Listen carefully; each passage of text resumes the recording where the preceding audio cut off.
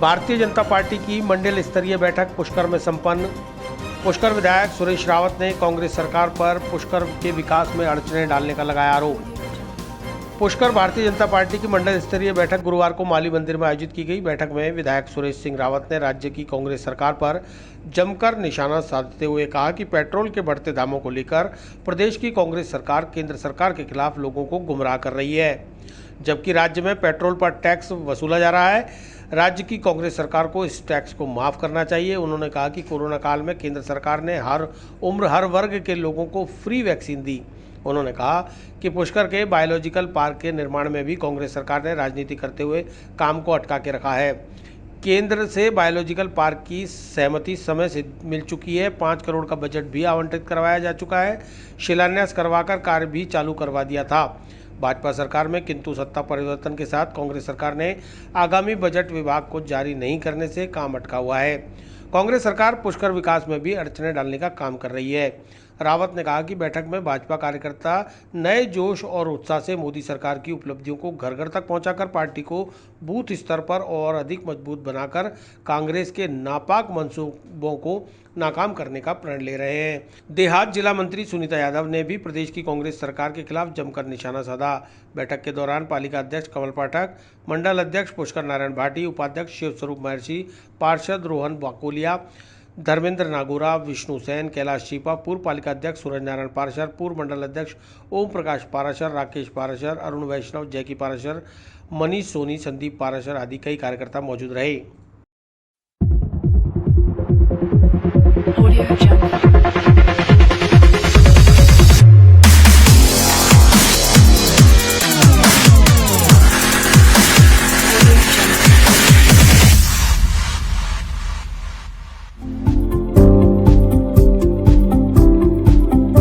Bharatiya Janata party की संगठनात्मक बैठक थी। पूरे जिले के अंदर मंडल स्तर पर बैठ के चल रही है पार्टी के डायरेक्ट निर्देश से। पहले प्रदेश की बैठक हुई, फिर जिले की बैठक हुई, अभी मंडलों की बैठक चल रही है।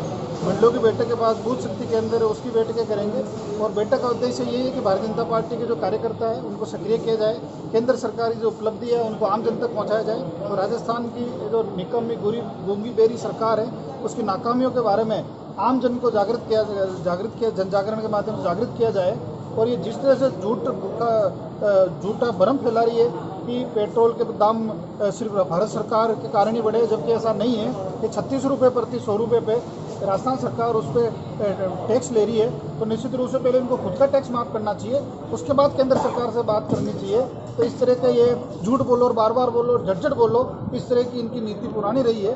तो आज हम बैठक के अंदर सभी कार्यकर्ताओं को हमने यही कहा कि ये कांग्रेस की भ्रष्ट सरकार, निकम्मी सरकार लोगों को गुमराह कर रही है और हमें केंद्र सरकार की जो भारतीय जनता पार्टी की सरकार है, कोरोना के अंदर में कोरोना काल के अंदर जिस तरह से उनके बेहतर इंतजाम रहे और जिस तरह से ये कांग्रेस में जो राजस्थान भारत के अंदर जितनी भी कांग्रेस की राज्य सरकारें थी वो केंद्र सरकार को वैक्सीन के लिए उल्टे सीधी बातें करती रही, लेकिन मोदी जी ने एक ही झटके के अंदर कहा कि पूरे भारतवर्ष के लोग, पूरे भारत देश के नौजवान 18 से ऊपर के सभी टीके का पैसा भारत सरकार देगी। ये कदम स्वागत योग्य था। इसको भी हमें नीचे तक ले जाना है कि जो भी वैक्सीन लग रही है वो भारत सरकार निःशुल्क रूप से लगा रही है। और जिस तरह से तीसरी लहर का संभावित खतरा है उसको देखते हुए केंद्र की सरकार पूरी मुस्तैदी से सारा का सारी भारी पूरी की पूरी सरकार, सारे के सारे मंत्रालय, सारे के सारे अफसर इसी में लगे हुए हैं कि अगर कोरोना की भयावह स्थिति हो जाए तो उसको निपटने के लिए चाहे ऑक्सीजन की व्यवस्था हो, चाहे अस्पतालों को सुदृढ़ करने की व्यवस्था हो और चाहे इंजेक्शन की व्यवस्था हो और चाहे और भी जो इंतजाम करने पड़े उसके अंदर लगी हुई है। तो ये सब चीज़ें हमें आम जनता को बतानी है और केंद्र सरकार की राजस्थान की जो निकम्मी सरकार है उसके खिलाफ भी हमें जन जागृत करना है। एक आपने बोला था पुष्कर थाने में एंटी करप्शन का मामला हो तो कार्रवाई नहीं, क्या कहना चाहिए? देखिए, निश्चित रूप से पुष्कर थाने के अंदर जो एसीबी की टीम है उन्होंने उस मामले को पकड़ा और उन्होंने माना और लिखित में दिया कि हम जो अधिकारी इसमें लिप्त थे उनके खिलाफ हम कार्रवाई करेंगे, उनके खिलाफ मुकदमा दर्ज करेंगे। आज तक न तो कोई मुकदमा दर्ज हुआ और न ही जो संबंधित अधिकारी है उसको वहाँ से हटाया गया उसमें पूरे के पूरे मामले पे पर्दा डाल दिया गया, तो निश्चित रूप से ये बहुत बड़ा कोई झालमेल का खेल है, इसमें बड़े से बड़े लोग मिले हुए हैं, तो निश्चित रूप से इसकी जांच होनी चाहिए। इतना बड़ा मामला हो गया, राजस्थान की लोकतांत्रिक एक सरकार होने का दावा करने वाली गहलोत सरकार खुले रूप से उनकी मिलीभगत व्यक्त करके राजस्थान की जनता को लूटने का काम कर रही है। इससे बड़ा कोई उदाहरण नहीं मिल सकता कि जिस एसीबी ने लिखित में कहा है, व्हाट्सएप पे चला है कि हम दोष सिद्ध हो गया, प्रमाणित हो गया, हम इनके जो भी दोषी अधिकारी उनके खिलाफ मुकदमा दर्ज करेंगे, और न तो आज तक मुकदमा दर्ज हुआ और न ही जिला पुलिस ने उन अधिकारियों के खिलाफ कोई कार्रवाई हुई। ये साफ दिखता है कि सब मिलीभगत का खेल चल रहा है। क्या विधानसभा में उठने के चांस है इस मामले के? देखिए, निश्चित रूप से इस मामले में हम तय तक जाएंगे और जरूरत पड़ी तो विधानसभा में उठाएंगे। धन्यवाद।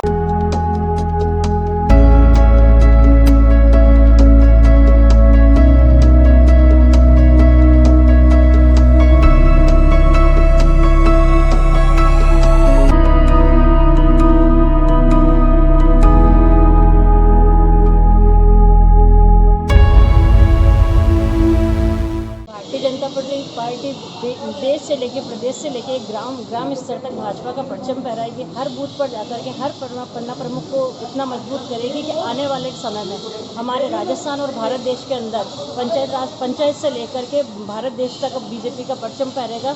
और हम कार्यकर्ता इतने मजबूत, इतने स्ट्रांग होंगे, जिस तरीके की अभी कांग्रेस सरकार की ये घिनौनी हरकतें हैं, ये सामने दिखाई दे रही है। अभी जो आरएस का एग्ज़ाम था, इसके अंदर हमारे शिक्षा मंत्री जी के पुत्र वधू का, उनके बहन का, उनके पति का, उन 2-3 जनों का जो रिजल्ट आया, उससे पब्लिक सब कुछ जानती है। शिक्षा को लेकर के इतने घिनौने खेल खेले जा रहे हैं। ऐसे सरकार के खिलाफ हम आगामी समय में जनता तक पहुंचा करके हम हमारी सरकार बनाएंगे। प्रदेश, देश और पंचायत स्तर से लेके पूरे पालिका प्रधान सभी हमारे बनाएंगे। आगामी समय हमारी भारतीय जनता पार्टी का परचम पहनेगा। मैडम, आपका नाम और पद? सुनीता यादव, देहात जिला मंत्री।